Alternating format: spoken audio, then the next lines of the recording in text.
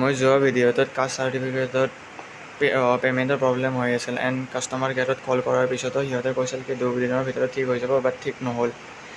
And মই এতিয়া এই বস্তুটো বেলেগ এটা মেথডেৰে ছল্ভ কৰিছোঁ। আপোনালোকে স্ক্ৰীণত দেখা পাইছে, ইয়াতে ছাবমিট হৈ গৈছে বস্তুটো, ট্ৰেক প্ৰগ্ৰেছ বুলি দেখাইছে। চ' মই আপোনালোকক জনাইছোঁ কেনেকৈ মই ঠিক কৰিছোঁ।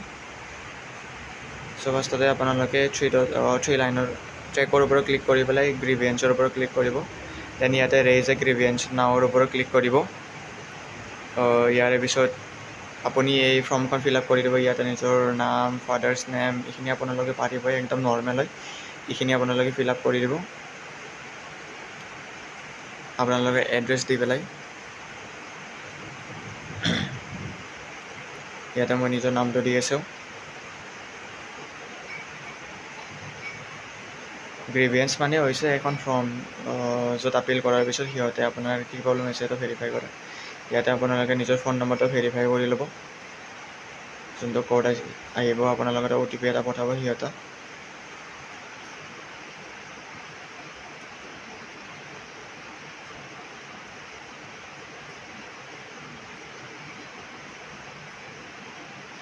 ইয়াতে আপোনালোকে do have a save A application reference number, ইয়াতে আপোনালোকে নোৰ ওপৰত ক্লিক কৰিব। তেনেতো ছাৰ্ভিচত আপোনালোকে যোনটো ছাৰ্ভিচৰ ওপৰত হেৰি কৰিছে সেইটো নামটো দি দিব। মই যেনেকৈ কাষ্ট চাৰ্টিফিকেট দিছিলোঁ, চ' ইয়াতে ইঞ্চুৰেঞ্চ অফ কাষ্ট চাৰ্টিফিকেট আহি গৈছে। আপোনালোকে কোনদিনা এপ্লিকেশ্যনটো পে'মেণ্টটো কৰিছিলে সেইটো ডেটটো ইয়াতে দি দিব,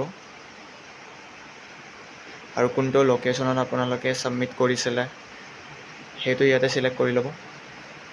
যেনেকৈ মোৰ এতিয়া কামৰূপ হয়, চ' মই ইয়াতে কামৰূপত ছিলেক্ট কৰি লৈছোঁ।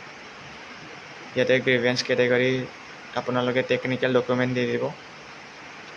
ইয়াতে আপোনালোকৰ ধৰি লওক পে'মেণ্টৰ প্ৰব্লেম হৈছে, দেন মই যি লিখি আছোঁ সেইখিনি লিখি দিব। নতুবা আপোনালোকৰ যোনটো প্ৰব্লেম হৈছে তাৰে ওপৰত এটা লাইন লিখি দিব ইয়াতে, যাতে সিহঁতে বুজি পায় আপোনাৰ কি প্ৰব্লেম হৈছে এনে সিহঁতে ছল্ভ কৰিব পাৰা।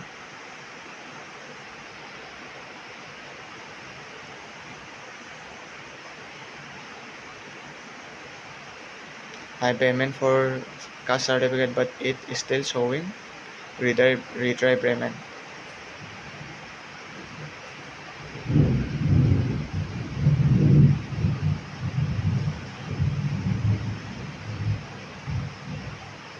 ইয়াতে আপোনালোকে ধৰি লৈ স্ক্ৰীনশ্বট লগাইছে যোনখন PDF-খনৰ, এটা PDF ফৰ্মেট কৰি পেলাই ইয়াতে ছাবমিট কৰি দিব।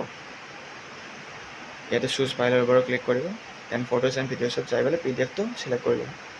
ইয়াতে মই ছিলেক্ট কৰি লৈছোঁ। ইয়াতে নেক্সটৰ ওপৰত ক্লিক কৰি পেলাই ছাবমিট কৰি দিব। মই বৰ্তমান বাৰু ছাবমিট নকৰোঁ কাৰণ মই আগতে কৰিছিলোঁ। ইয়াৰে পিছত আপোনালোকৰ 2 দিনৰ ভিতৰত মেক্সিমাম ঠিক হৈ যাব প্ৰব্লেমটো যি হৈছে। চ' আজিৰ বাবে এইখিনি, ধন্যবাদ।